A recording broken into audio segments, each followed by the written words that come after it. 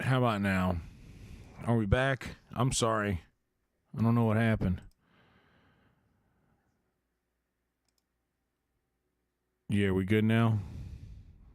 Yeah, I don't know what happened. Yeah, I ended the stream. I just ended it and restarted. Sorry about that. Um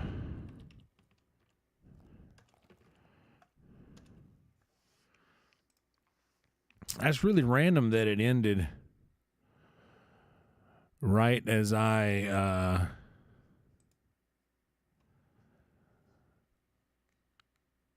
it's really random that it ended right as I like went to take a piss and refix the drink or whatever.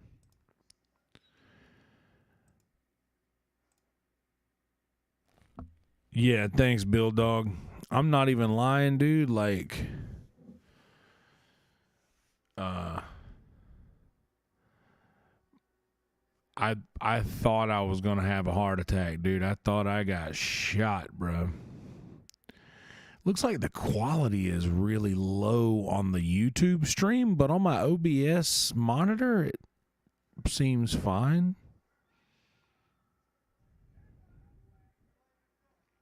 Okay, I just reloaded the YouTube page and it's better now. Yeah, dude. Thanks, Bill Dog. But anyway, yeah. Sorry. I had to end the stream and restart it. But um, I didn't want to leave you hanging there on the green tea that I told you was coming. So as it stands, hello, by the way, Bill Dog Pooter, Jason, and Zen, and everyone else that is back with us. We had, dude, that sucks too, because that last stream we had like a pretty good, like there was like 15 people in there or more for a hot minute. But yeah, dude, it was just a crazy situation. Never been a part of anything like that before. I'll tell you guys about this. I've seen a couple people, like I've seen a few people die before. Like when I was really young, I saw a guy fly off of a motorcycle during a high speed chase that ended in my hometown. And I saw him like fly off of the motorcycle and like do the whole like I don't know. I saw a guy die when I was very young. I was probably, I don't know, 9 or 10, maybe younger. But I saw that happen. I've seen other people in like car, like I saw a really bad car accident involving a semi truck on one of the trips back from Alabama when we had gone to Alabama to see the family. We were driving back to South Carolina. I remember, I believe I was riding with my Aunt Marie and either my dad or my Uncle Roger was with us. I forget. But I remember riding back with my Aunt Marie, and I saw this like semi truck had just like couldn't stop. Like there was like a traffic jam or something, or some sort of issue and it just plowed through like a bunch of cars. And I saw, like, I was also very young then. I was probably like, I don't know, 12 or 13. I was a young teenager maybe when I saw that. And just like, I just remember just seeing people laid over there, like over the steering wheel, just like gone. And I mean, just other random shit like just other random shit, like mostly traffic stuff. But yes, this was the first time that I witnessed something that close proximity. This was the first time that I was involved in a situation like that where I had the thought, oh no, I'm hit. Or, oh no, this is it. Holy shit, that sucks. That's the first time I felt that before. I feel so much better having talked about it. Like, oh my God.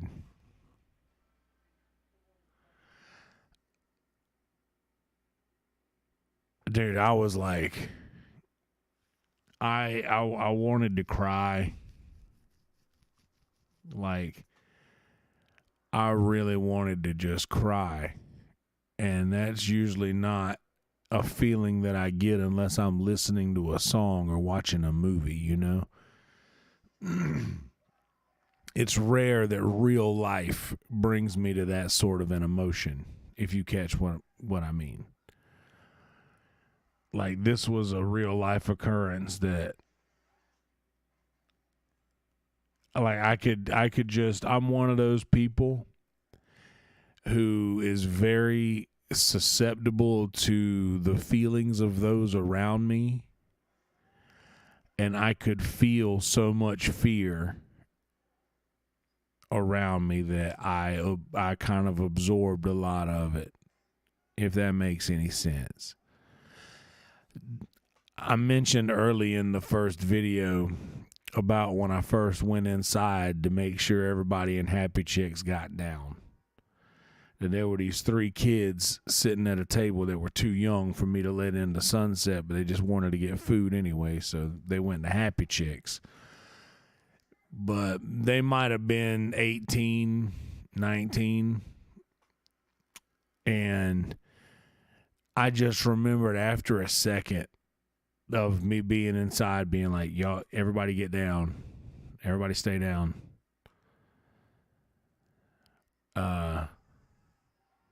Like them looking at each other, being like they were part of something cool, you know? Like they saw something like their street cred just went up 5,000 because they witnessed a shooting. And I think that excited them. But they were young and like they were probably like they couldn't understand what it was they had just witnessed, you know?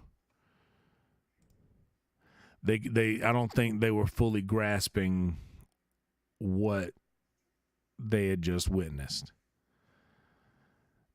Like, but maybe that's what it was. They were also in shock, and that was their reaction. But like I mean, like the selfish part of me immediately was like, oh fuck, I'm done. I have to get inside right now. But once I felt my chest, I didn't feel any blood. I looked around and I noticed people were like trying to walk towards the door, and I was like, get back, everybody get down, everybody stay down. And then the manager came up and she was freaking out. She was like, nobody can go outside. And I looked out there and I saw on my work phone, like it has all of our like the club's information and shit on it. And like, I'm not about to like leave that out there. I know this is crazy, but I still like, I take work and my job in that. That's not just Sunset. That's just anywhere that I work for. I take pride in my shit. I'm not going to leave that shit out there. That was my top priority, was to get that. As a matter of fact, this is how much of a priority it is because I got that shit and made sure that was all solid and got it upstairs, and then started reaching into my pockets and couldn't find my own phone. I didn't even notice that my own phone was missing, but I made sure that I had all my work shit. I take work very seriously. But yes, one of the guys from downstairs was like, he needed to find his book bag because he had left his bag upstairs, and he worked at Happy Chicks, and he was coming to see the show. So he came upstairs to get his bag, and he had my phone with him. So that was awesome. But I went and I just sat. I just stayed. I just like sat down on the edge of the stage for a little bit because I just kind of wanted to be away from everybody. And then after a minute, I got up and I went back into the green room, and it was a whole nother vibe in there. Like out inside the club, like it was, people were scared. And it was quiet. There was no music playing. It was just quiet. And in the green room, like there was a Bluetooth speaker going, and it was just a different vibe. And I'm not like shitting on any comics. That's not what's happening. Like it's not. It was just a different situation, and I was not feeling. I don't know. I was just not feeling being around any kind of like excitement. But no, I did not have a talk with police or give witness statements. You also asked a minute ago if I'm deterred by barking now, and no, I am not. Like, I'm not worried about that. I still enjoy this. I still enjoy being out there. I still enjoy, I enjoy the thought of being out there. And like, and maybe, who knows? Maybe I go to work Tuesday and I'm downstairs and maybe I freak out.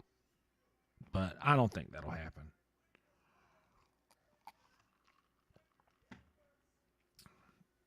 I'm all right.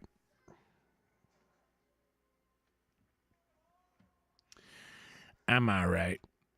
I'll be fine. I'm honestly, and this is weird, I'm so much better now that I've talked about it. Like I've mentioned to people. I had mentioned to people what had happened.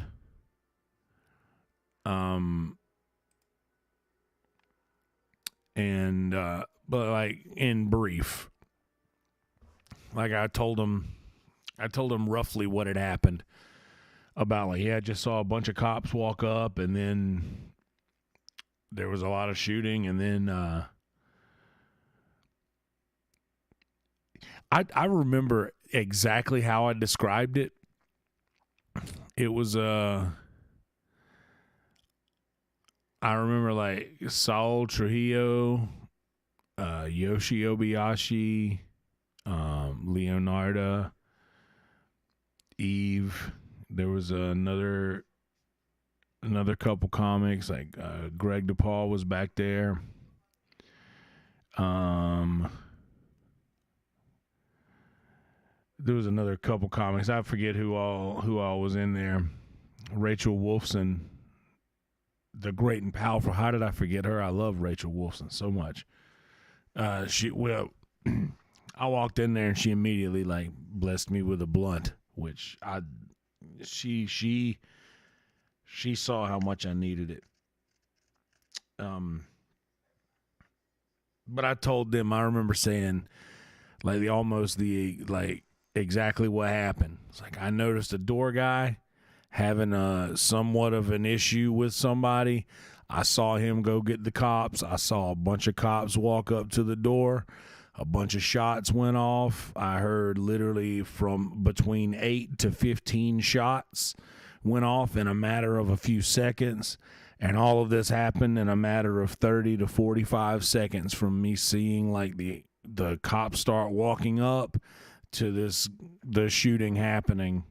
So, and that was just from my eyewitness account. And literally after watching the video today, that seems pretty accurate as to what happened. And when they were like, well, who was at fault? Everybody was everybody's first question was, who done it? You know, who was at fault? And I couldn't say because I didn't know. I mean, I didn't know. But now I kind of do. Like, and spoiler alert, it wasn't the cops. Like, I went through all that in that first video. I'm not gonna go back over it again, but I don't know. Like, I feel like I explained that in a way that like isn't disrespectful and I mean is coming from a place of absolute logic. Like it's coming from a place of absolute logic. That's all it is. Like, you don't have a bunch of cops standing around you and you pull a gun out of your pocket. I mean, that's literally like, I'm trying to think of a good analogy here.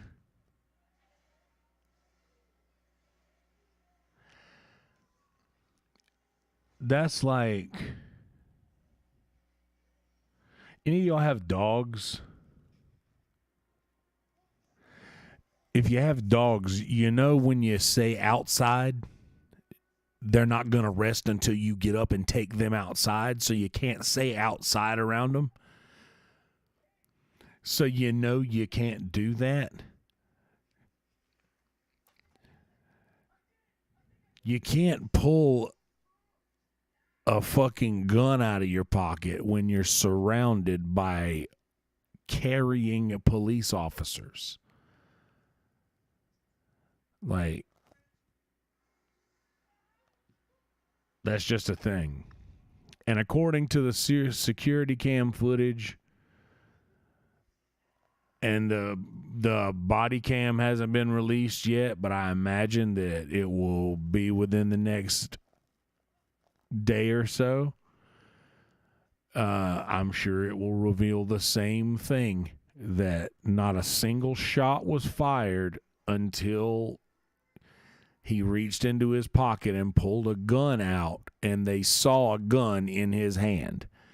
That was the point in which they started firing. And like, whether they're going like the officer shot first, the guy reached into his pocket and pulled a gun out.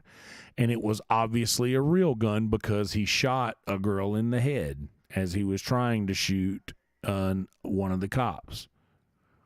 So, in my opinion, they had 4 seconds to react, and they did a hell of a job of reacting in that 4 seconds.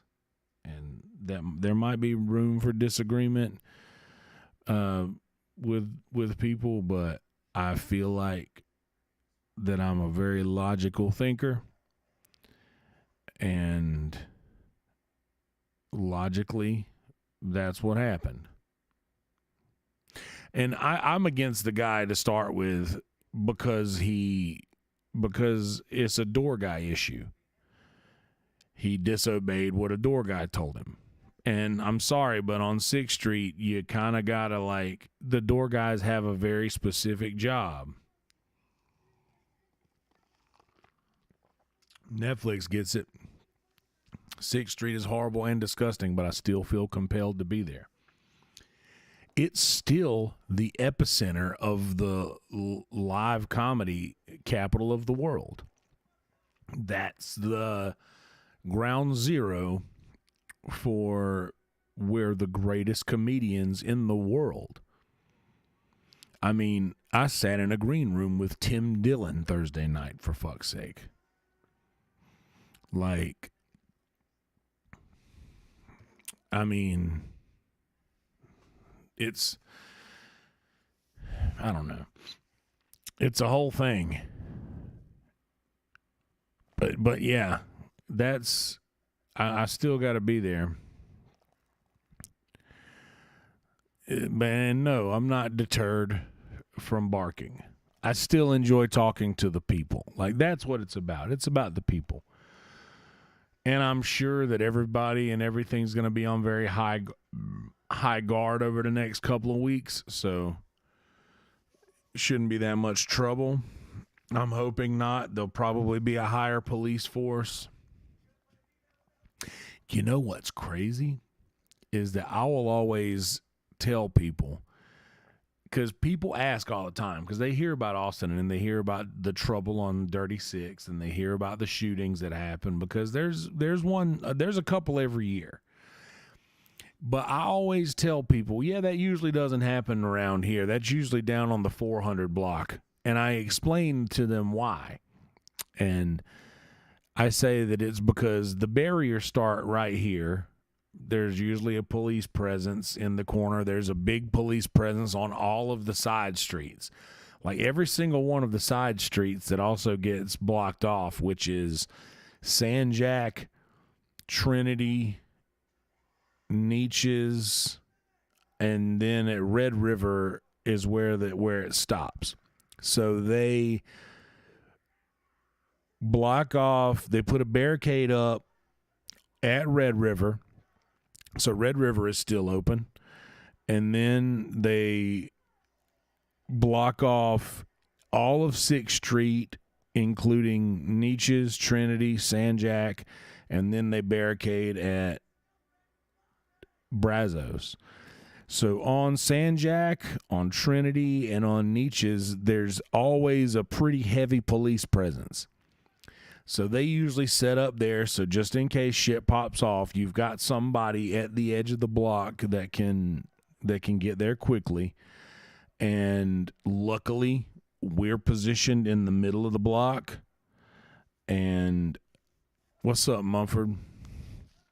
We're in the middle of the block. Mumford was there last night. He was down at Vulcan, I believe.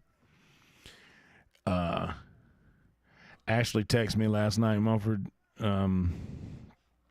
I let her know what was going on. Did y'all, everybody, I think, I don't know if they continued. I don't know what they did at Mothership. I don't know what you guys did at Vulcan. We stopped the show because it was literally right across the street from us. Like, I think it's different all the way down to where Vulcan was at. But I always tell people, and you know this is the truth, Mumford, that most of the shit that will pop off would always pop off on the 400 block, always in front of Lodge, always in front of Library, like right in front of that area. That's where it would always pop off.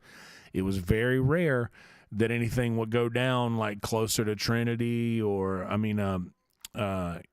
closer to Nietzsche's and Red River. It would always happen right there, like right by Trinity. And, just it's so rare that this shit would happen on the 200 block. I always tell people, like, it's usually calm down here. It usually gets them more packed towards the middle of the middle of the barricade. Like, the most traffic is farthest away from where the barricades are. It's always right in the middle on literally the 400 block is where it is. Like, half of the 300, half of the 400 block. That's where most of the people are, like, gathered, and it's usually really calm on our block, so I'm not worried about being out there. Like I said, the police presence is going to be pretty high. That's going to be a thing going forward. And like last night, I was super freaked out, just honestly, because I literally thought I got hit, and that scared the shit out of me. But what can you do? This has made me feel so much better. Just vocalizing it. This is my therapy. That's what I'm calling this. And I haven't done an actual. I need to do a actual podcast episode with a nice camera upstairs with Brother JP, and we're gonna do that soon. Because I I want to keep that ball rolling, but I'm getting so much out. This is what I used to do. This is MI stuff. This is what that show was like. That's what these were. It was just me sitting there ripping GBs, talking about what's on my mind, unloading shit, saying things out loud so that I can just get it out of my head. This is what my first podcast was like. I've been doing this on camera for years, since I quit drinking. Since almost 8 years I've been doing this on camera. Yeah. So that's what these things were. Speaking of ripping GBs, I got one packed up. Would any of you like to be part of a once-in-a-lifetime opportunity? You see, in about 30 seconds, I'm going to spark a lighter. And in about 23 seconds, you guys can be part of this once-in-a-lifetime opportunity. So around about 15 seconds from now, this GB is going to get sparked. And you'll never have the opportunity again in about 6 seconds to smoke this GB with me again. So in 2, 1, we're lighting up. And you'll never have the opportunity to smoke this one with me again. This one's going to be gone forever in a second. So here we are.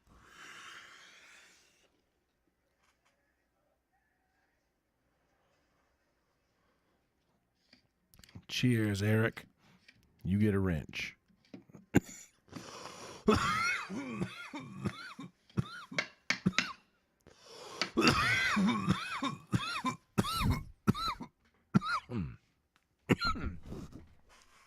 Man, we needed that.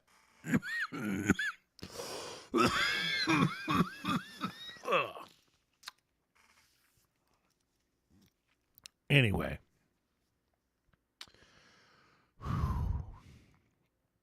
Yeah, I had, what's funny is that me and Mumford both work at Sunset, but Mumford also still works at Vulcan, and David works over at Creek.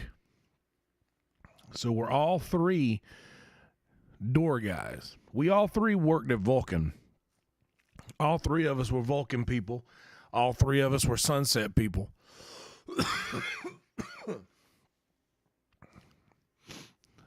But it's a thing. And Mumford can attest to this as well as David can. Like, it's a door guy thing. Like, you walking down 6th Street on your way to work, all the door guys know each other. You're fist bumping all the door guys working out there. You're like, everybody knows each other. It's a thing. Like, you recognize the people. And I don't think I know any of their names. That's the crazy. I don't think I know any of their names. But we know each other. But when shit pops off, last night there were some issues with these guys not wanting to pay and trying to run out on their tab next door. And one of the guys came over and was like, "Hey man, can you help us with something?" And like, absolutely. A fisherman knows another fisherman from afar. That's right. I worked a desk job with a man for 12 years and we never spoke. One of the greatest friends I've ever had. We still never talk sometimes. We all have to have each other's backs. That's right. We all have to have each other's backs. There was a dude at BBG's last night, Mumford. A table. They ordered food, and when the food came out, they said they didn't want it anymore. And they were like, "Well, you guys ordered it, so here it is." And they were like, "We're not going to pay for it." And they were like, "Well, if you don't pay for your food, we're going to have to call the cops." And they were like, "Well, call the cops." So they came over and we were like, "Hey, man, can you help us with this. And I was checking people in, and I got Ike to come over. He was down on the corner barking. So I shined a light at him and got him to come down and help me check people in real quick while I went over and helped out with that. But, man, we got to look out for each other, dude. Like they're our coworkers too, you know. They're in the same building as us. And I have a very good relationship with them. Not to brag, I got a pretty goddamn good relationship with just about everybody in my life. In fact, if I don't have a good relationship with somebody, there's a high chance that that person's probably not worth having a good relationship with. Like, that's, and I ain't really trying to, like, the whole thing, I didn't really make the whole first thing about me, but this is kind of about me. But it's kind of the truth. And I don't really address it out loud a lot, but that's kind of the thing.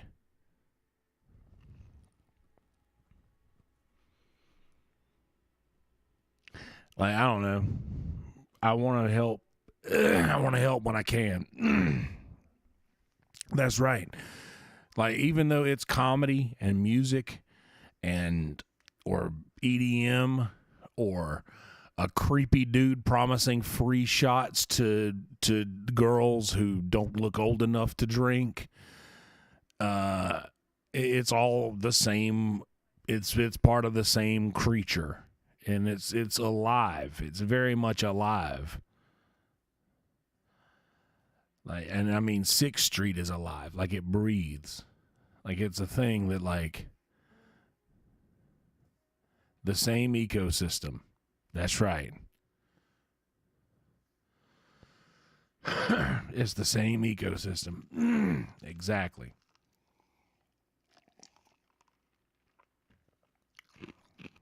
But yeah, man. I do love it, though. The excitement. I feel bad for the kids that were sitting at that table. Because they were sitting at, like, the second table away from the window. And there was nobody sitting at the window table. So they had a clear view of that whole thing. And those kids were definitely not 20. So it was, I don't know. They were laughing. I think that was that was their immediate reaction, because it was 3 boys. And I think that was their immediate reaction, was to laugh, because their, immediate reaction was like, I'm with my boys. I'm not going to show any weakness or anything like that. So they were all just kind of like, I think they were acting cool about it. But like today, when they wake up and kind of process what happened and what they saw, I don't know. I feel bad about that. I kind of feel bad that I opened the door to go back out there and grab the work phone. That's probably not the best thing to do. When you come inside, you should stay inside with whatever you've got. But I don't have the kind of brain that would just leave that shit laying out there. And I don't know. But that probably, if I could go back and do it again, I would have, I don't know. I was just, I don't know, just trying to do a good job, which I know that's ridiculous. You thought I was going to say something else, didn't you? It's ridiculous that's the way I looked at it. But I was like, yeah, well, I can't leave the work stuff out here because that's work. even after all that had happened, I was showing Haley the phone. I was like, the phone broke. And she was, it's okay. It's okay. She was like, she was kind of like trying to nicely tell me, hey, don't worry about work stuff right now. But man, I was scared me real bad. I was scared real bad, dude.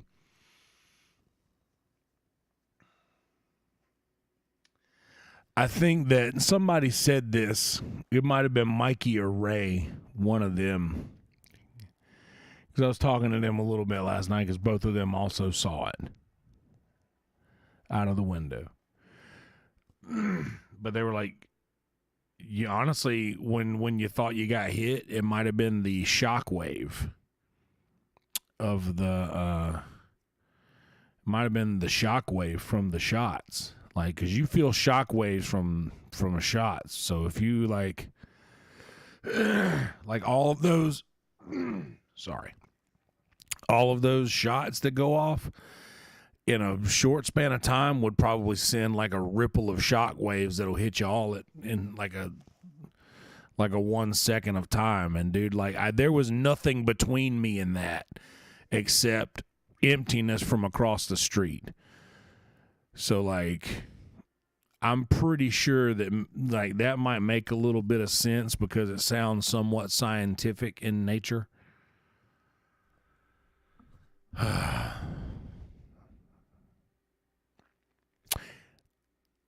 I was happy to hear that the one girl was not deceased but in critical condition, so she might pull through. But from where I was sitting, I'd totally thought that I'd like just saw 2 people die. Like, I thought that was it. But yeah. I don't know, I haven't heard any updates on that. I need to, but I've been looking.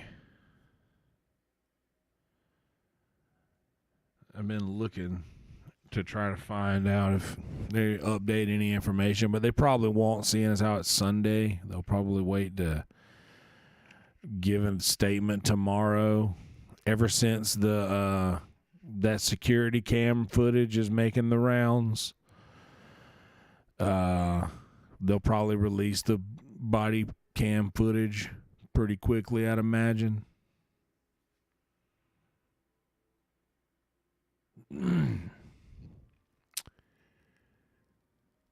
And a more clear statement. You know what I want to hear from? I want to hear from the door guy across the street. I want to know what that guy thinks.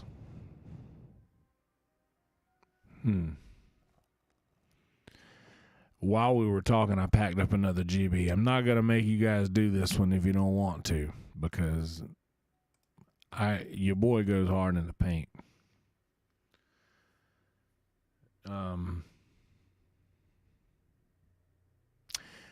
But yeah, and I ain't gonna do it right yet. I'll let it sit there for a while. I feel a little PTSD. I feel a little bit of that PTSD. Like I think if I were to diagnose myself, which I feel like I'm pretty good at, I would say I have a little PTSD with a little survivor syndrome, or whatever you call that, from when something terrible happens and you are somewhat a part of it and survive, that you have some sort of guilt, unwarranted and like ill-placed guilt, but still a thing. Probably. I already feel like I'm in the way. That's my biggest I remember as a kid, I used to like go, I would go over to like a neighbor's house every day. And I remember being told as a kid, like, hey, Kelsey, don't go over there so much. You'll wear out your welcome. And I wouldn't listen, and I would just keep doing it, and I would just annoy the shit out of all of the, like, out of all of my neighbors. And, like, I think that one day I got told that I was being annoying and that they didn't want me to, like, go around anymore. I was a kid and didn't know what I was doing, but I wore out my welcome. And honestly, that's the way I'm explaining it. I'm sure that is not even close to how it went down. I'm sure it was just like, oh, well, they were very kind about whatever it was. Like, I'm sure it wasn't like you're on our nerves or anything, but that's how I remember it as an adult, even though when it happened then, and I'll just go home and probably just being a talker like I am, say something to Granny about, oh yeah, and they said this, and then Granny saying, listen, you're wearing out your welcome. That means that's what this means. She probably translated it for me, and that's why I remember it the way that I do. But I'm so scared of wearing out my welcome. Like I'm terrified of that. I thought about that the other day. Everybody can wear out their welcome, but I don't know. They could, but I feel like that's I don't know. I just feel like that's part of the thing. Like, wait, where did I get on the where? I'm so stoned I talked myself into a circle. Help me get back to the point I was trying to make, because I wouldn't have gone on that tangent for no reason, because I'm me. There was a purpose for me saying that.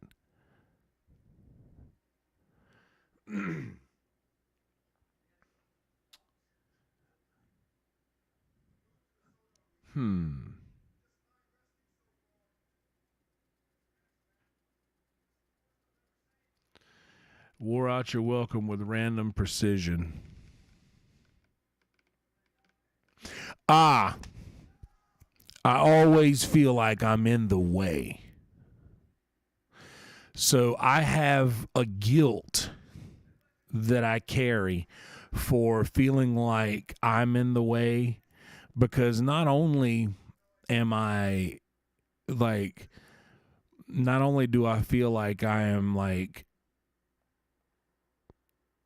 in the way as like being wearing out my welcome type situation, like you're in the way, you're bothering these people, you're annoying them, you are a nuisance. In my mind, that's how I always feel. So I was overly apologizing to people about, I'm so sorry that like the vibe is changing, and they're all like, you have nothing to apologize for. Yet I still feel responsible, because I'm already feeling that in my mind anyway.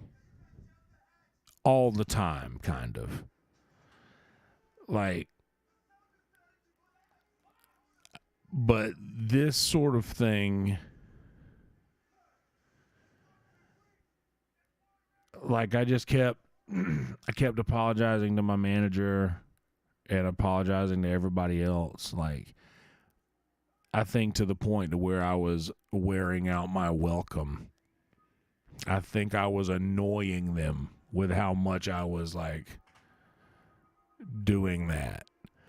And that's never my intention. And it's my biggest fear, is being in the way.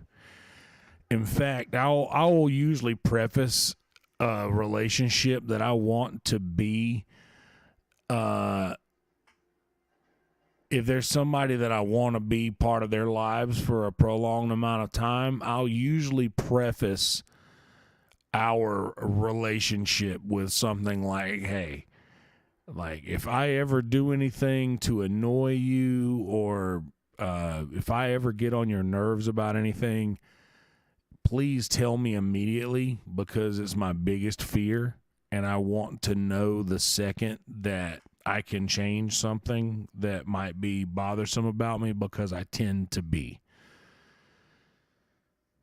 But yes, that's another thing about it, Black and Blue. 6'5", 260. I am like 6'2" and a half, 6'3", and I'm 320. So I'm a broad guy.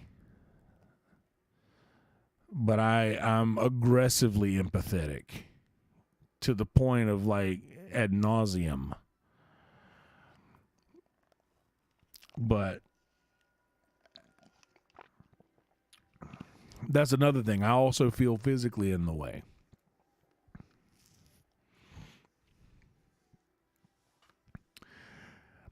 I am hanging around vampires.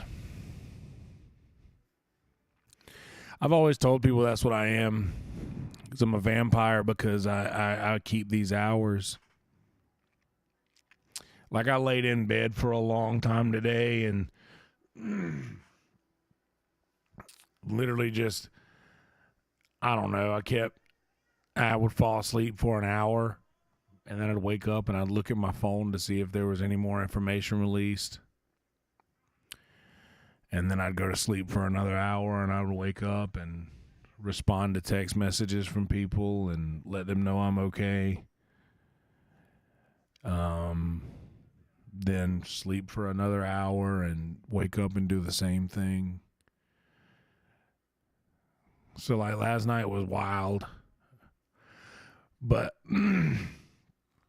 this therapy session, this MI stuff, I sleep during the daylight hours. I like it when it gets dark early. Man, I wish it would stay dark from like 3 to 9. That'd be cool. 3 a.m. or 3 p.m. to 9 a.m. So we would get light from 9 a.m. until 2 p.m. I do like garlic. I also like sleep. Like I really enjoy good sleep.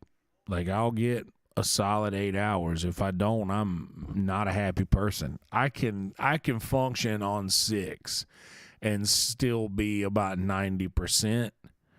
But if I get 8, like that is just enough.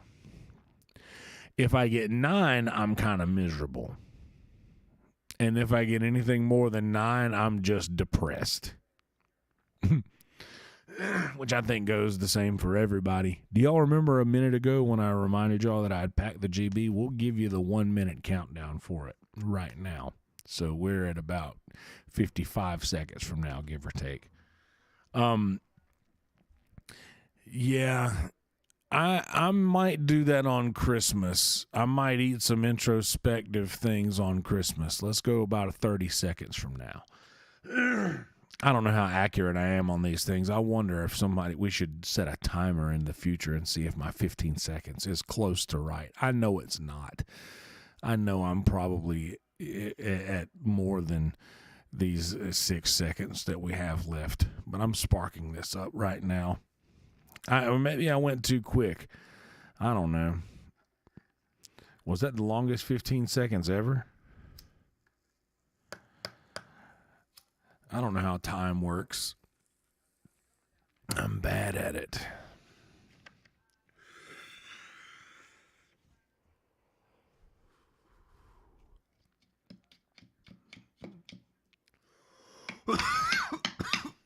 We have a Christmas party tomorrow at work, and I need to be there.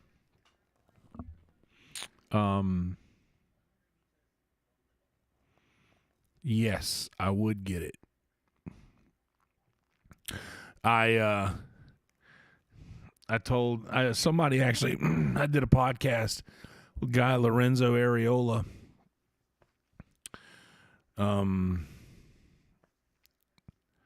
Merry Christmas, and he sent me a package to Sunset, and I said, oh, I'm so sorry, I didn't mean to. I don't want to like bombard this place with mail, and they were like, oh no, you can get stuff sent here if you want. So sure, send something to Sunset.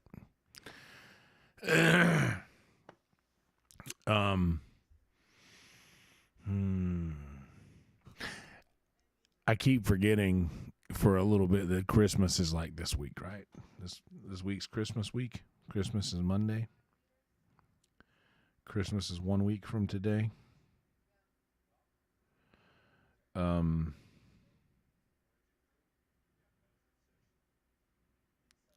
Yeah. Toe. Holy shit.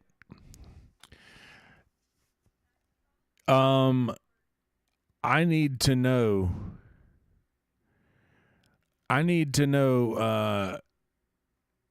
what you guys saw last night. If you could give a little quick synopsis, if you feel comfortable doing that,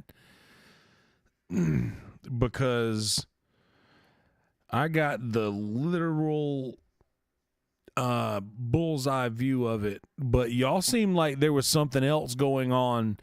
So when y'all were leaving, there's somebody else that had a gun somewhere else downtown? Like, that's crazy. So crazy.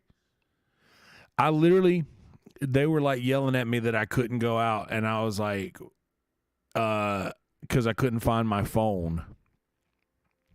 And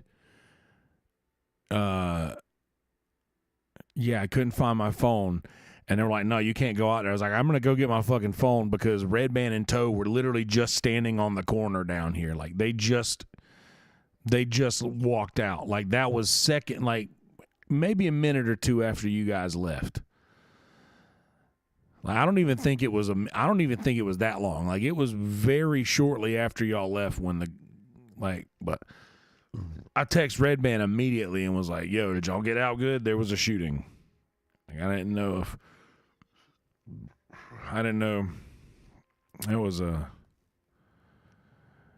It was a terrifying situation. And man,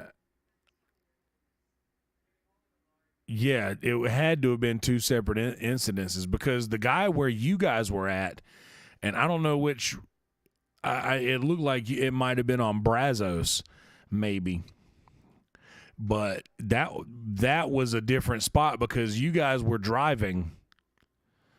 Like, you were like, there was no traffic where this thing happened.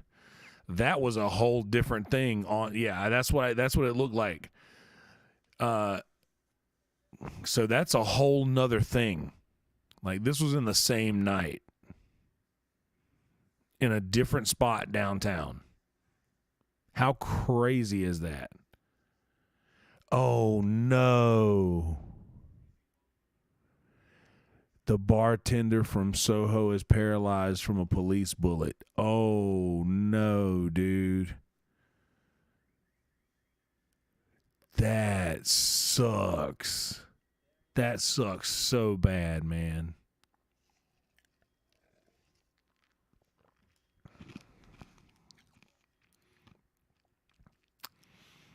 Holy shit. Okay, so that makes more sense, because Patrick DePari said that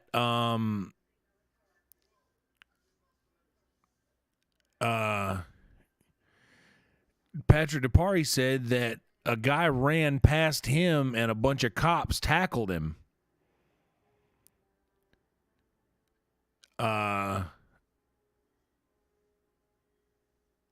Like right after that, he said a bunch of cops tackled him because he came in at the end. He needed to get off of the street somewhere, and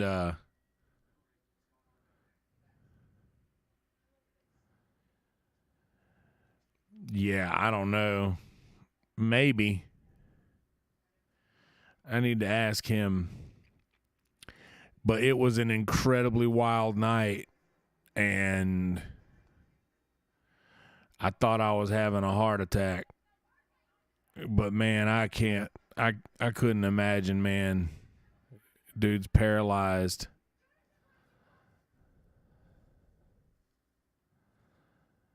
Man, that sucks. Yeah, I saw it on the story. Did he post it somewhere else? Did he put it on his Twitter? Or just I saw the story. I actually we watched the story earlier here. Here, I got it right here.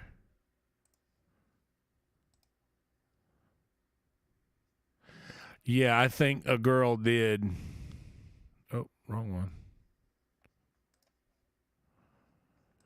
Yeah, I think a girl did. We'll look at the video again, but this was what y'all almost died. Like that right there. We paused this like right here. I mean, that dude. That's definitely holding a gun. Was he shooting or was he just pointing it? Everything ground to a halt. Does I almost died? Almost died. The Lord or the devil. Look at that, like 100%. Yeah, crazy, right? Did you see the video? Toe? Have you seen the video from the thing? Like this video?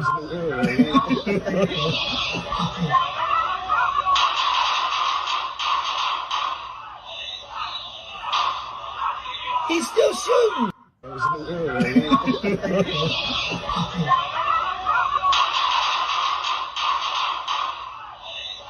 The guy definitely shot once. He's still shooting.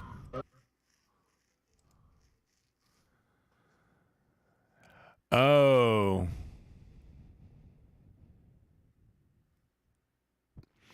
See, that's what I thought. That's what I thought. Maybe he was just making trying to tell you that, hey, yeah, there was a guy in the gun. Yeah, the commentary is wild. He's still shooting. He pulls the gun out. You can see that he shoots right there. Like, he shoots a couple times, and it looks like this is what I thought happened. Like, right here. Watch right here. Like, right here. I'm going to slow it all the way down. You see, he fires his gun right there. And it looks like he's aiming at that girl. Maybe on accident right there. But you can see the flash from when he shoots right there. But here's what I was saying earlier is, dude, this is what's crazy is all of this happens. Here is 4 seconds right here.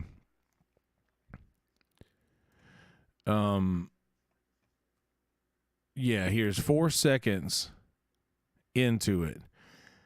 He reaches into his pocket, pulls out a gun. One of the cops tries to grab the gun from him and can't. So he starts going the other direction.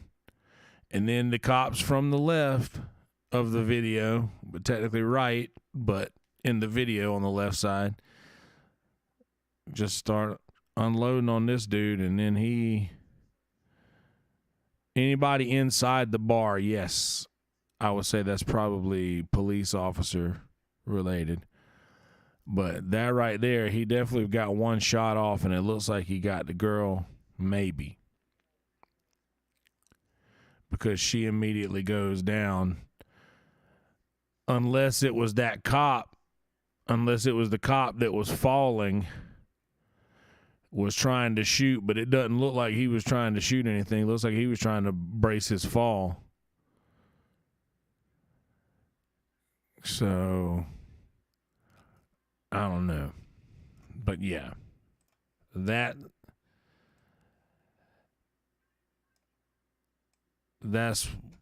why I think they're probably going to be releasing the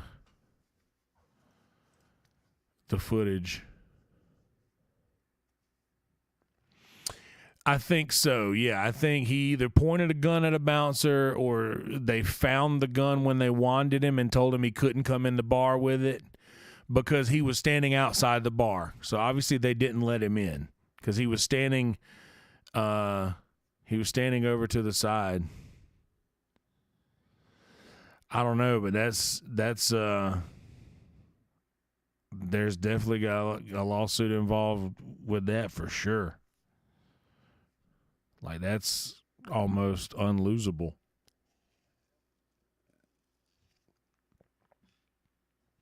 But, man, I don't know, dude. Scared me real bad. Let me just say, I don't know. If you don't know me in person, like, I don't really... I don't have the demeanor of someone who lives with a lot of fear. But that one got me. The great and powerful Connor Mills, one of the greatest musicians on planet Earth. Happy holidays to you, my friend. I know, dude. That's what I'm saying. Could have been any of us. But in the same breath as earlier, I still like the stool. I still like sitting down there. I still like talking to the people. I like doing that. I mean, I don't predict it to be. Could be different when I sit down there the next time I do it. But I think I'm going to be all right. I like talking to the people. But I do know this. The next time I see a large group of officers,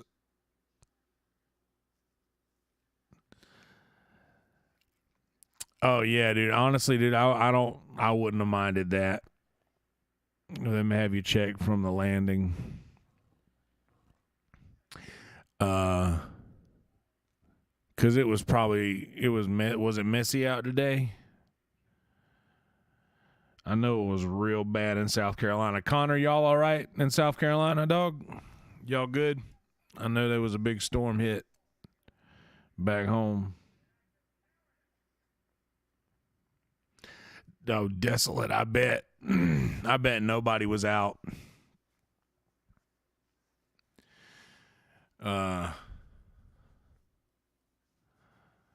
Well, good. Glad everything's all right. I saw the flooding pictures, man. That's terrible, dude. Bummer. I saw Scott Mann. Creek rats canceled.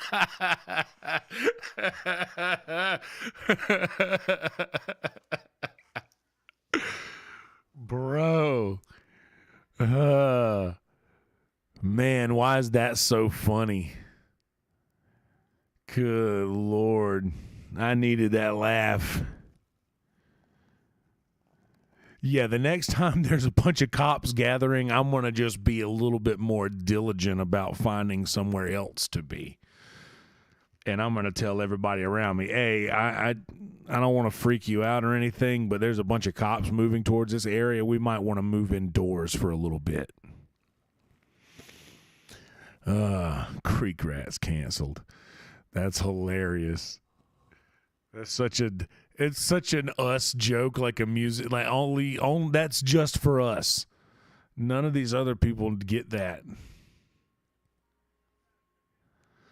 Yeah, that's another thing too, is like they seem like they're having a conversation. And I don't know if I might have told you about this, because I'm sure I've talked about it in the green room before. But there's a guy over there, and I mean, we all have our own ways of doing shit, and I ain't trying to talk shit on the dude, but just he walks out into the street and he seems to like go after large groups of young girls or just large groups of women, period. And he's like, hey, free shots for the ladies if y'all come in. And it's just like a way to get them into the bar. And like, I don't know, it's just a creepy looking thing. But either way, he works on 6, and it is what it is. Yes, body cams will. But it's like, I don't know. In the video, this dude's standing at the door having a conversation with these 2 girls that are standing there. And the guy is standing in the window, like he's standing outside of the bar. So it looks like the door guys did not let him in already. And then he was calling their bluff by telling them to go get the cops. And then when they went and got the cops, he pulled the gun out of his pocket. And when he pulled the gun out of his pocket, they shot him. But the security, yeah, the body cam will shed a lot of light on all of it. But that security camera footage, it looks like he got at least 1 shot off, and I don't know who it hit. But apparently no officers were hit, according to that news article that we listened to earlier.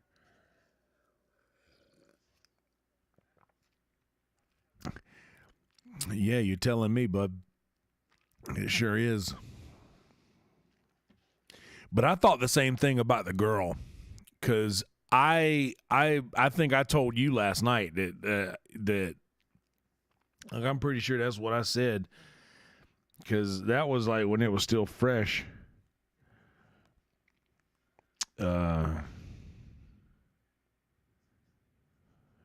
Yeah, definitely saw a guy die. Thought I got hit in the chest, but it was just my heart. Jesus. Yeah.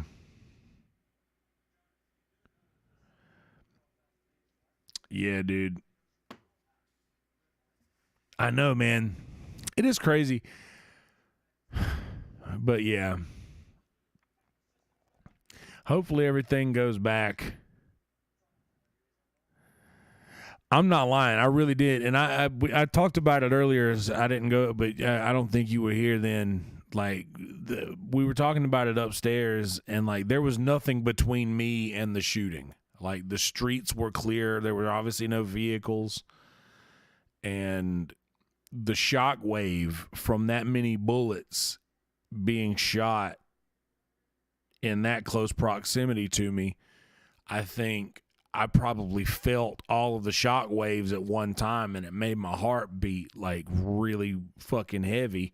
But all of that happening in less than 4 seconds, like, I thought I got hit, and I was very scared for a second, like the kind of scared I've never felt before in my life for a second. And I started grabbing my chest, and I grabbed my chest, and I looked in my hand, and I didn't see any blood. So I was like, okay. And then I think I literally walked around the rest of the night like this. Like, I think I stood there the whole rest of the night like this, like just with my hand on my chest. Like, ugh. And yeah. And I like I said at the beginning of this thing, Like that wasn't, it's not the first person I've seen die, but that's 1,000% the first person I saw like in that situation. You know what I mean? Where I could have been like an innocent casualty. And man, just I don't even know. Like I was, it was an emotional thing. Like, but yeah. Yeah, I don't know. But it could have been it could have been so much worse. I hate that this bartender is paralyzed. That is just I I I don't know what I would do if I like couldn't play guitar. Like if I couldn't, I don't know what I would do. I would, dude. I already can do all of that shit, and I'm kind of still not satisfied with this situation. Like if I were to remove all of that, I would have no reason to be around. I wouldn't if I don't know. I have all of my utilities, you know what I mean? And still I'm miserable at times. But this, like if that were to happen, I couldn't imagine. I hate that. But honestly, with that being from a police officer, if that's the case, that should be a pretty nice little settlement from the city.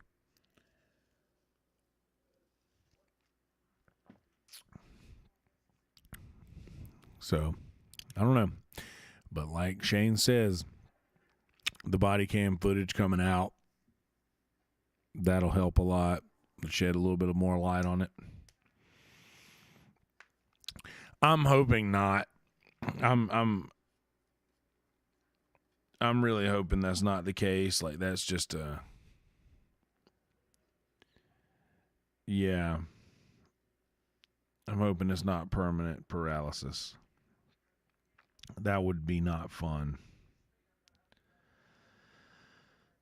But we'll see. I don't know. Dude, the future is interesting. I think they have some ways I think that there's a way to just reconnect certain things now that they didn't have before. So hopefully that's a thing. That's honestly, Shane, as corny as it sounds, that's the thing that made me the most emotional,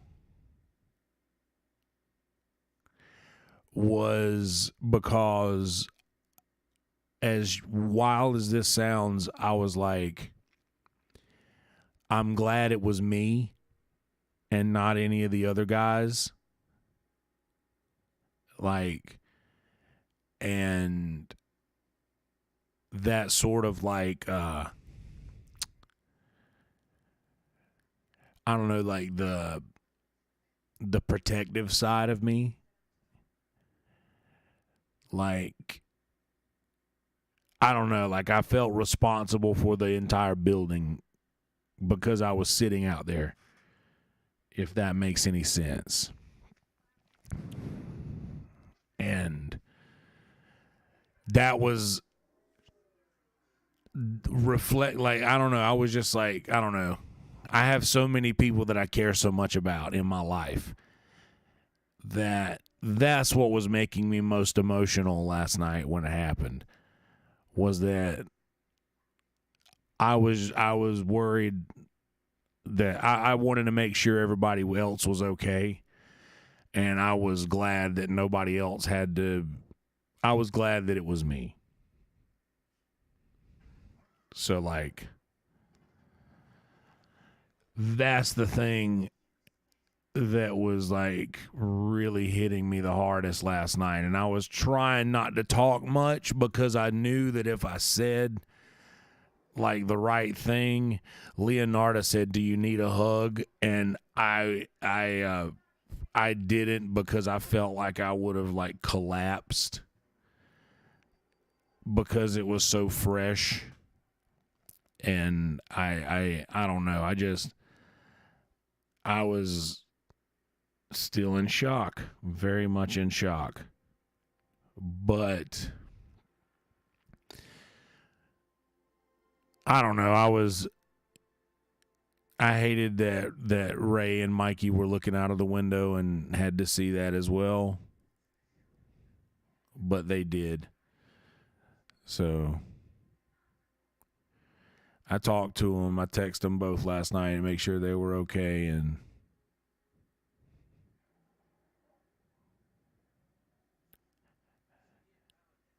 it's heavy shit to see live.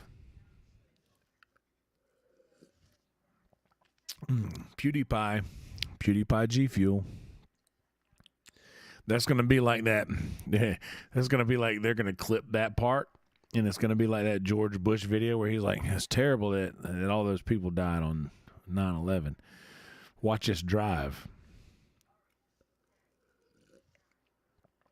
Yeah, I do apologize a lot, and I feel like it's annoying. But like I said, with the whole "don't wear out your welcome" thing, when I was a kid, just still ingrained in me, to where I just feel like anytime I mention or anytime I'm in the way, I just apologize, or if I overshare, or if like I don't know, like I have a tendency to do these things, and I always feel like I'm in the way is the thing. So I'm lighting up another one. No warning. I'm a little bit autistic. I don't think that that's out of the question. I've definitely got a little bit of the tism.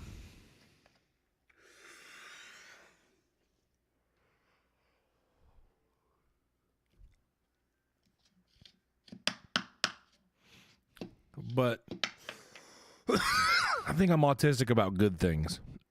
Like things that it's good to be autistic about. Like song lyrics and movies and music. Dad jokes. I really enjoy a good dad joke. You can make them right there in the moment, and they're stupid and they're throwaways, but they're so good.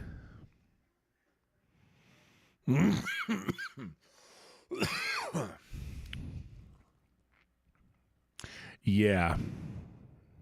So that's a thing now. I felt the overwhelming need to cry last night when all that shit happened. And I didn't want to.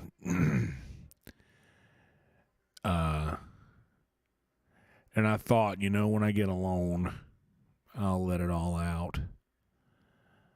And when I got alone, I started thinking about it.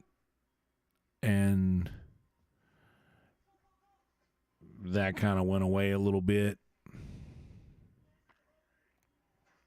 So, but what got me was, I don't know, we were all texting each other that all the work in our like staff chat was texting each other. Make sure when you get home, and just when I was saying I love y'all so much, like I'm so glad that, I don't know, that got me a little bit, because I do, man. I love our crew. We got a good crew. Did y'all hear that?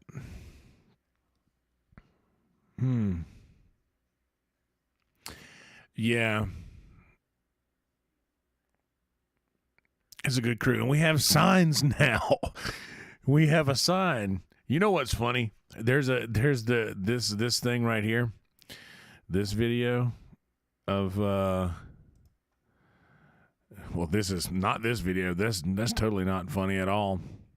And this other video is also not really not that funny, but there's a thing in it. Where is it? Here it is. If we pause this video right here, oh boy, let's back it up just a hair. Oh, look at that beautiful Sunset Strip sign, guys. Look how good that sign looks hanging back there. Man, let me tell you. That's a good-looking sign, isn't it? Yeah, you know where we're at. You know right where we're at. We got that sign hanging up now. Aren't we happy about that? There's signs everywhere.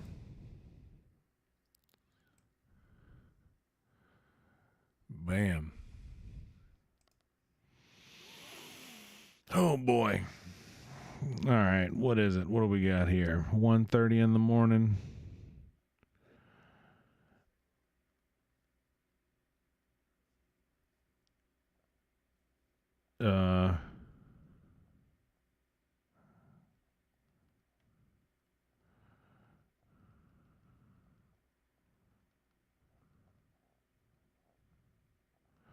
Okay. Yeah, I feel a lot better now that I gotten it out. I knew I would. But man, I don't know, man. I still feel all right about being outside.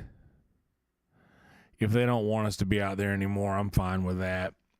But I still feel good about being out there. If I don't like, that's one of my favorite parts of my life is sitting on the sidewalk talking to people. And in a time when I really just need to hang on to the little things that are keeping me going right now, I hope that I don't lose that, or that that's not a thing anymore, because man, I love doing that so much. There's nothing like picking one thing for 20 minutes and sticking to one thing for 20 minutes, or then alternating between 2 or 3 or 4 different phrases and just crushing for hours on end on the sidewalk. There's nothing like that. Nathan, love you, buddy. Appreciate you, dog. I'm glad you safe, man. You're always out on the streets hanging out with us.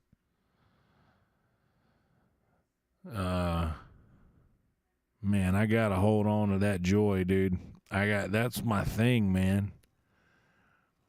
I hope that I'm still able to do that. I know the day after is probably not. I don't know, if it's just too cold to be outside and there's nobody to talk to, that I understand. But if there's people out there, I want to talk to them. I want to tell them that I'm going through a lengthy custody battle and I'll probably lose the kids, but it's all right because I don't like them. And I got video of their mom fucking my son's soccer coach, which means that I won't have to pay the alimony. I don't know for sure that's what that means, but every time I say it, I get high fives from dudes wearing hats. And that's just all there is to that. I like to say it to people who look like they're responsible parents, because most of the time they'll just giggle because they know I'm joking. But sometimes, if I'm lucky, sometimes they will look at me disgusted. They will look at me like I am a psychopath that needs to be sent away for a lengthy amount of time. But I love it. I love it when they look back at me and they say, "You're a bad father." Because I respond, "Tonight I'm going to hit them." And in my mind, and I've explained this to people who stand there and watch me do it, that once I've already lost them, what do I have to lose? I've already lost them. I'm not going to get them back at this point. And they're walking away from me. So I may as well dig the hole as deep as I can. And here's the thing, Shane. You find out so quickly that most people don't like their kids. I can only do it to people who are walking slow because I have more time to get it out. But I'll say, "Hello, Aaron." I won't say that, but welcome to you. You get a wrench. I will look at them and I will say, "I'm in a 12-year loveless marriage and I don't like my children. They have complicated my life irreparably. We got married too young. I did not know it was going to be this difficult. And I'm not joking. Usually they laugh after every phrase that I say. Usually they start laughing when I say I'm in a loveless marriage, and they continue to laugh when I say I don't like my kids, and they laugh harder.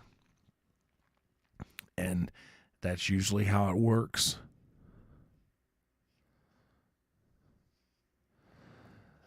Yeah.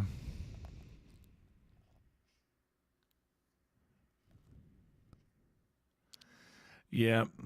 But here's the thing is you have no idea how many times I reveal to people that it's okay to feel that way. Because sometimes, and if it's an older couple, I'll go, "Is it bad if I don't like my kids?" And I'll act like it's something I'm scared to say, but they'll always be like, "Oh, we don't like any of ours." And then I'll be sweet with it sometimes where I'm like, "I love them so much, but I just don't like them." And I do that, and I make it seem like I'm just really trying to hide this terrible thing I'm saying. Yes, that's the trick. Yeah, you can't go full turd. But I don't know. I like it's fun because most of the time they'll be like, "Yes, that's okay. It's a secret that we all keep and we agree to never talk about." And I think that that's why it's so funny. And I get to have fun with it because I don't have any kids yet. I don't know that I will, but if I do, they're not real now. And it's fun for me to play with, and I can take specific things that me or my sisters did to my dad. Like one time, I don't remember which one of my sisters it was that put a bunch of junior mints in the seatbelt thing in the van. And I'll use that as they're fucking mean. They put gummy bears in my tape player and I can't listen to my tapes. I like listening to my tapes. But I take specific things like that me or my sisters did to my dad, or just random shit like that, where I'm like, I kind of embody how he must have felt in that second, and I really like doing that. It's just fun. it's a fun little universe to play with. And this imaginary family that I don't have, and I'm like, after a couple whiskeys, I'll go home and take it out on the wife. And I'm not even kidding you. Upstanding people dressed in nice clothes that are going to places like Esther's or Mothership will laugh so hard at that stuff. Like, I mean, it's so, because it's obviously a joke. Like, obviously it's not real. I don't drink or have a wife. But it's fun to say, sometimes after a couple glasses of scotch, I will hit my kids. And 9 times out of 10, they will just, sometimes they'll stop and talk to me for a second and be like, all right, what are you selling? But like I said, if they walk by me and they look at me with that disgusted face, and I say, I'd video myself hitting them so that they send me away to prison so I don't have to see them anymore. Because I want to dig further. If they already don't like it, I want to see how far I can go and keep them not liking it. That's fun for me. That's the challenge for me. That's what I like. Because that person walking by is not going to be fun inside at the comedy show. That person is going to be good down on the corner at Eureka buying whatever food they sell. I'm sure it's good. And then nothing against Eureka. That's just the closest restaurant that's down there. Those people are more better suited at Friends, where they can hear some awesome guitar players shred any night of the week in there. But yes, using the tism to my advantage, because I am autistic about people. And dude, if you're standing next to me on the street, and there might be people in here who've actually stood next to me on the street while I do this, so please back me up if that's the case. There can be people walking up, and I won't know anything about them, but I'll say, guys, after you leave the Mothership tonight, come back. We've got a late comedy show. Who are y'all seeing? And they will tell me the comedian's name at the Mothership. I can tell where they're going. Or I can tell when somebody's like, you guys looking for the Sunset Strip? We're right here. Let me check you in. What's the name on the tickets? And they just give me their name. I can see with how they're moving whether they're looking for something to do or whether they're trying to come in. Like, it's a thing that I can fucking do. I can tell. Like, I can, if they're looking for something to do and they look like they'd be fun at a comedy show, I'll bark at them. If it's like a, if it's like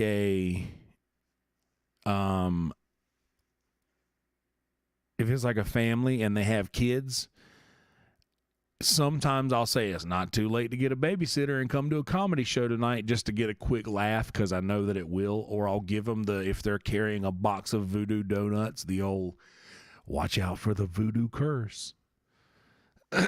Or like I'll get a laugh out of them. But like I'll usually only bark at people that looks like they might be good at a comedy show. Unless we need to get people in, then everybody's getting barked at. Because we want, at that point, we'll take bodies and drink sales.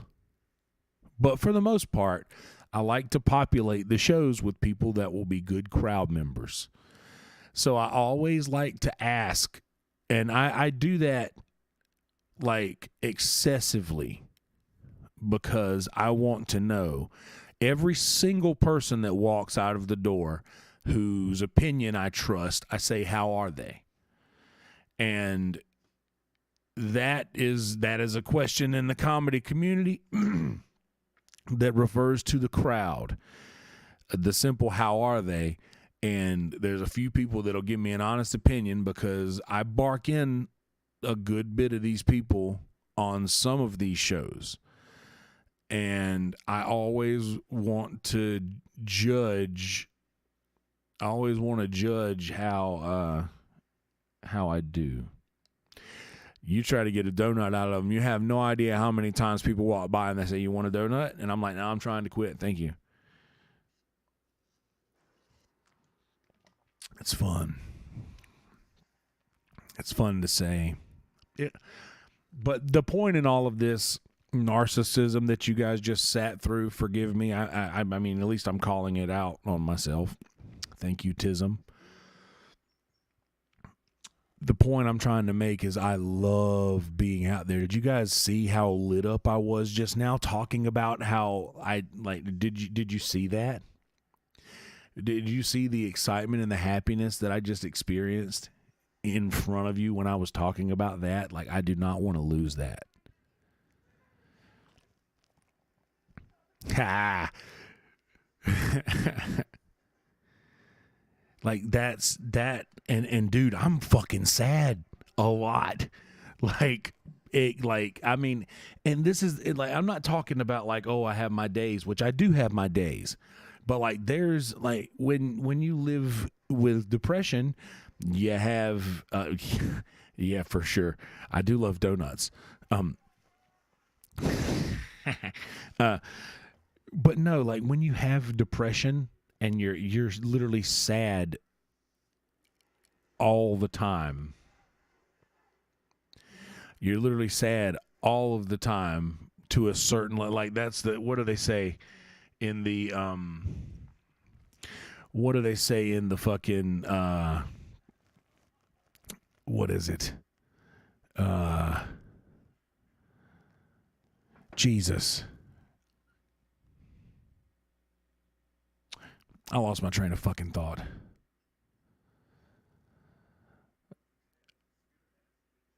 I don't know. I'm so high.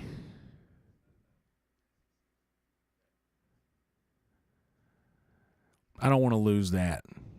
I don't want to not be able to be on the street. I don't want to lose that thing that makes me have a little bit of joy in this thing that I'm kind of miserable in. I don't want that.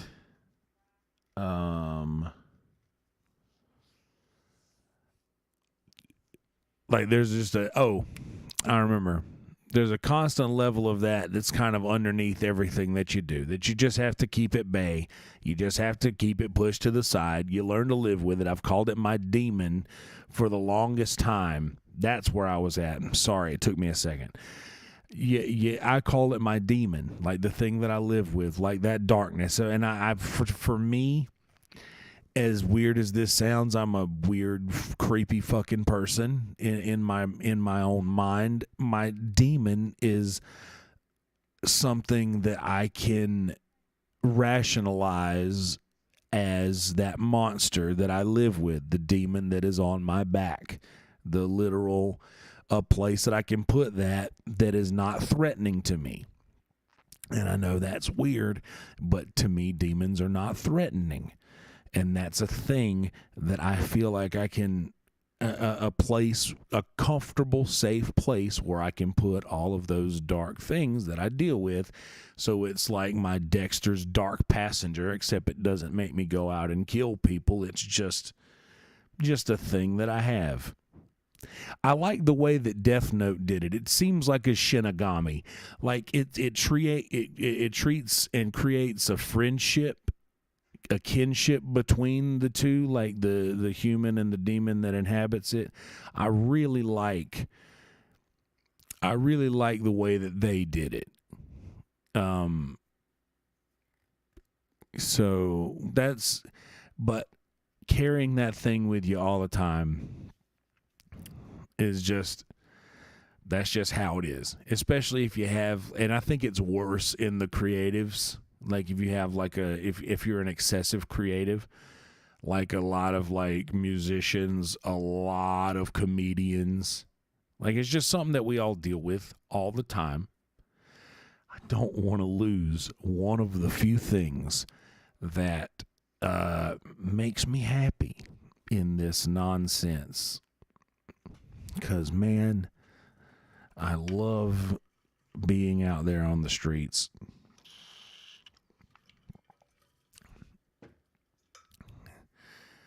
So, yeah. Don't want to close my eyes. Yeah. That's a sketchy thing to see in person. But, man, I feel normal now. A little bit more normal than I was. Maybe it's just because I'm stoned, which I should do more. I should grind up a bit more.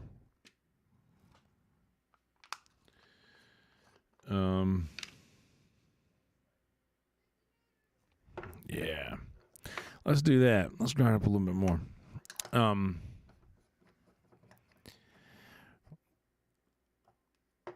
Oh, me in the streets, we go back, dog. I was meant for the streets. But no, I think, oh yeah, definitely a therapy stream. I think I labeled it as such. I like doing that, by the way. And I was saying earlier that we are going to do another actual episode with JP, producer JP, in the studio upstairs. But, dude, wintertime isn't great for me. I spend a lot of time in my room, and I've been feeling the urge to create lately. So this has been really good for me, and it's been cathartic, was a word used earlier that's pretty spot on. And it makes me feel a little bit better about everything going on when I'm doing this. So I've been a lot more comfortable doing them right here in my room and letting the actual Kelsey Hudgens show be a thing upstairs and letting these smoking chats be like my MI Stuff podcast from way back when. Yeah, you know, I say this some like kind of often when I'm doing these streams, but a lot of people forget that I did like over 300 episodes of my original podcast before I even joined the Kill Tony Discord, which was the reason that I stopped doing the podcast. Night, Toe. But that's that was the reason I stopped doing my podcast. But I did that for several years. Like, literally, I had like 280, or I don't know how many actual episodes there were. I don't know what number I stopped on, but I did sports talks and other shit. Like, I had a lot of, I don't know, had a lot of content that I had released out there. Like, you don't believe me? We're going to end this stream in a little bit on a plug here. But I'm going to show you.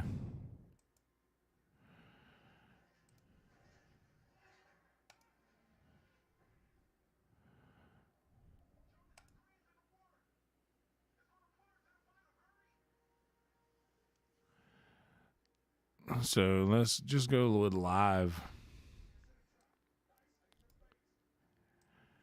Oh, we're going way back. Oh, Hogwarts Legacy. Y'all remember those? We're going back 1 year ago. We're going back. Yonder Live, number 68, number 70. Going back. Kill Every Monday. We used to recap Kill Tony after every episode. Ryan Joseph, Kelsey Hudgens Show. Number 22 of that already. We're still going back. We're still going back. There's all kinds of hours and hours. Joel Berg, Kelsey Hudgens show number 11, the great and powerful Joel Berg. Me and Smitty talking about life.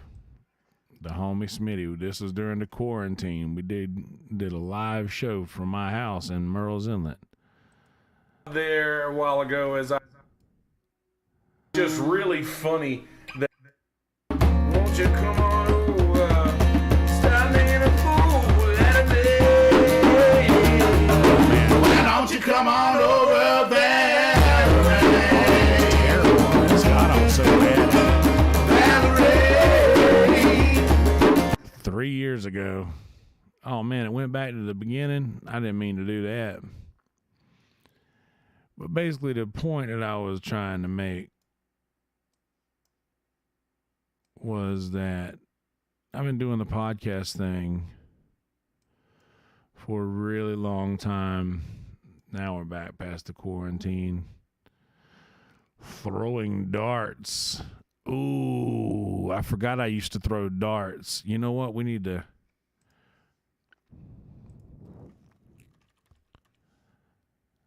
Oh, create new playlist. Ah.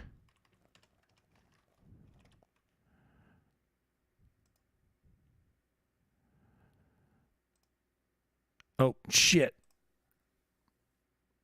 Ah, I went all the way back. Okay, hold on at least.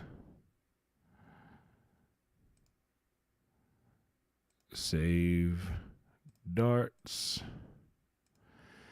Let's see what this was. Me throwing darts. I used to do this a lot. This was my house back home. Closed out. So now, this is throw number 12. If I get a triple 15 and a triple 16, this is all over.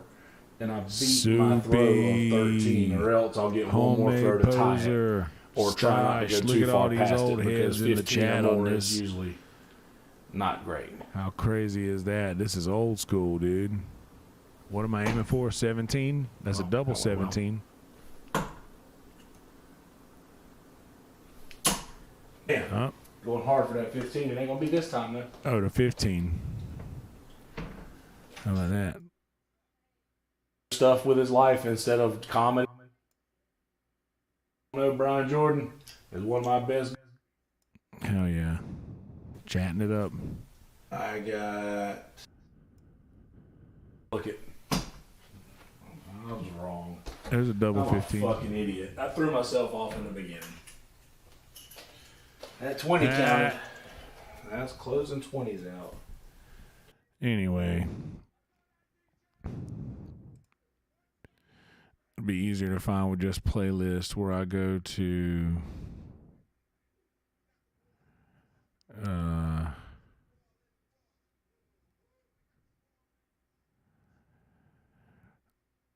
the solo talks.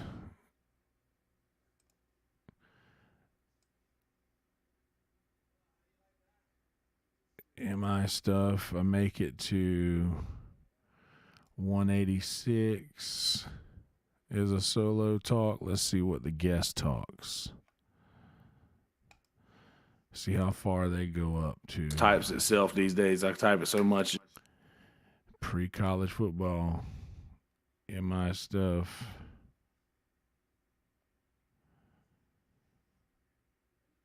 $185. So maybe not 300 episodes, maybe 200 and something.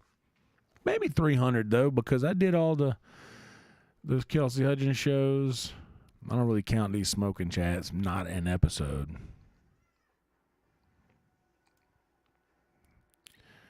But yeah. Anyway, those episodes that I did, that was all my therapy for back in there. How old is that video? That was the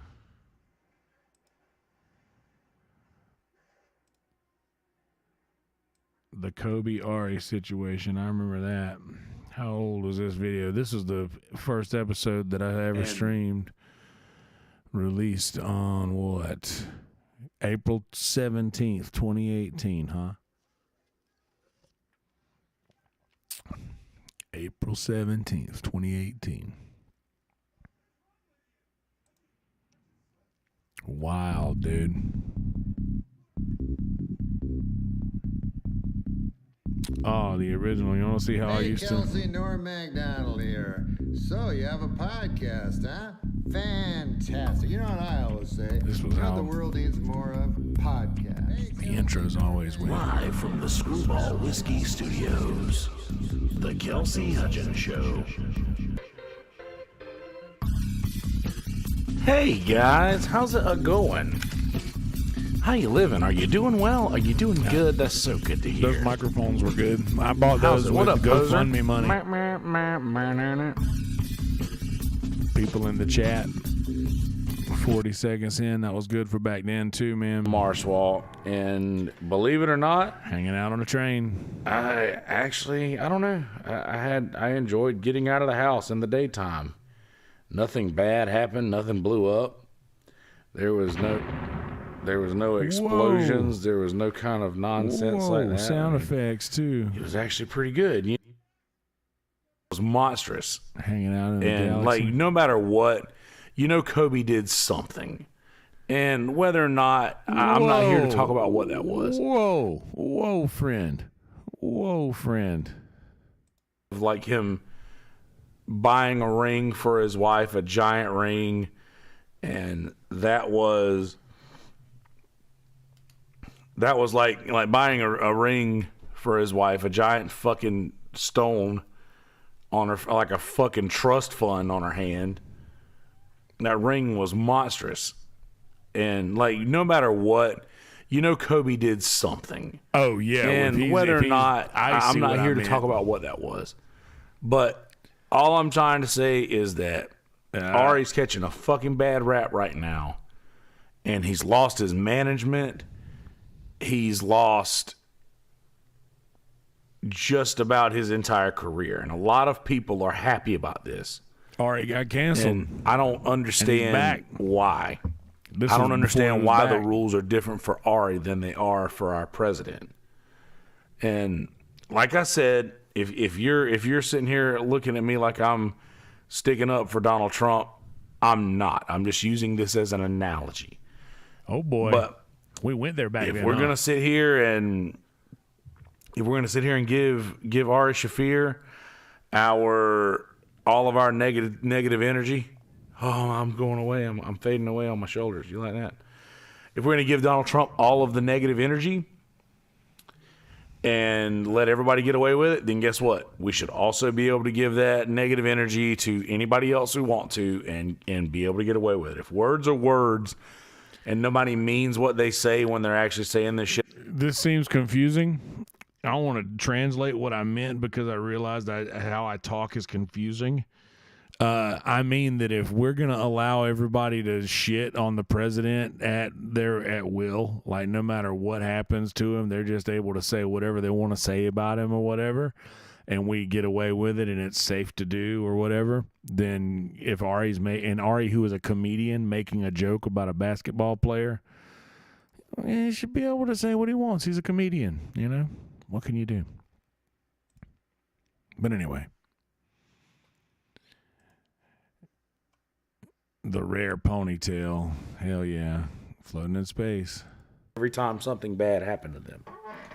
With that background and my background of celebrity death posts, Kobe's passing was a perfect storm. I knew I had to come up with something really awful, and that's what I did. That's what I always do. If I knew the other people were on that helicopter, I probably wouldn't have posted anything, and I would have just waited for the next celebrity death. But I'm not actually celebrating his death. I'm not actually celebrating any of their deaths. That's just an act. It's playing a heel. Ralphie May was a close friend of mine, and I even posted one of those about him when he died. He helped me a ton when I was getting started in comedy. Gave me advice, fed me when I was poor, and he used to love those posts. So of course I posted one when he died. He would have been disappointed if I hadn't. That's just dark comedy. It ain't for everybody, so I don't post it for everybody. I post it for my followers who are into that kind of comedy. You're not supposed to see it if you don't sign up for that kind of dark shit. Of course, you'd get mad if you saw some random guy celebrating something you really liked, someone you really like's death. It's not supposed to be presented to you like that, because that's not what it is. In reality, it's a comic telling inappropriate jokes to his followers who like inappropriate jokes. Do with that what you will, but that's what's happening. I'm sure I'll post inappropriate stuff about people in the future. Those are the jokes I like. Those are the jokes people who like me like. I'm niche. That kind of comedy is niche, but that's what I do. I ain't actually hurting anyone beyond giving an occasional panic attack to a friend. They're just words, and they're not even serious words. They're jokes for fans. R.I.P. Kobe. Fuck the Lakers. I know that was a little longer than I expected Hell yeah, Ari. it to be, and but I was halfway through Fuck with it by yeah, the time I realized, fuck, this is longer than I should have started. But I wanted to get all of his comments out and exactly what he said back, because he's right. Does he deserve to lose his management? No. Because he's fucking Ari. It's not like we didn't know who he was.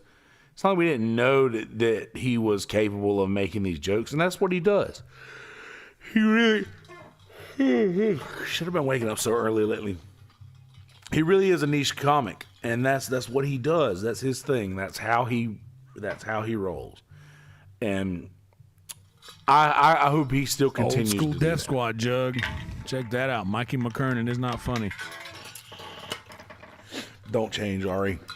I still Never have that change. jug. Which I know he won't. I still have it somewhere. Anyway, I don't know that there's anything else that I want to go over. Yeah. Anyway, I don't know why we're going down memory lane talking about old podcast. All of this to just, hell yeah, I got some comments. All of this just to, that ain't what we wanted. This is what we wanted. All of that just to tell you that I've been doing this thing a long time where I would just sit and talk about things that were bothering me or yada, yada, yada. What do you say we do one more of these GBs that I have packed here in about 30 seconds and put a nice little ribbon on this chat we've had. I don't know. This stuff's like some sort of I'm sparking up now. I don't know if it's been 30 seconds. I don't know how to count. It's like some sort of lemon something. I don't know. Something or other.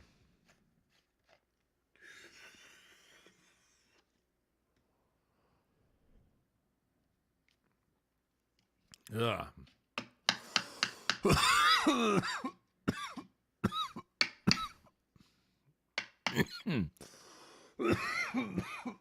Hell yeah. Good shit, y'all. Thanks for hanging out. Thanks for listening to me. Last night was crazy, but we're still around, and it's still all right. Anyway, roll tide to you, everybody. If you made it this far, like the video, subscribe to the YouTube, click the little bell so you'll get notified. And if you want, click one of these videos that's on the bottom of the screen right now and watch another one. That's for when you watch later. Roll tide.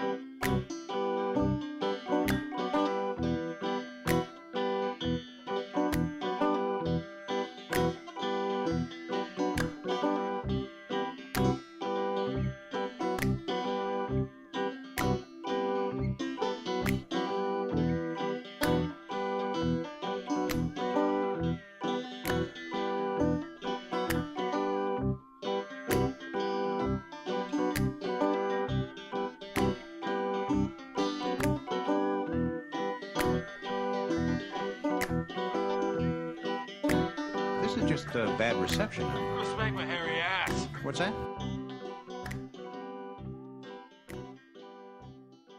Well, safer than a tube sock.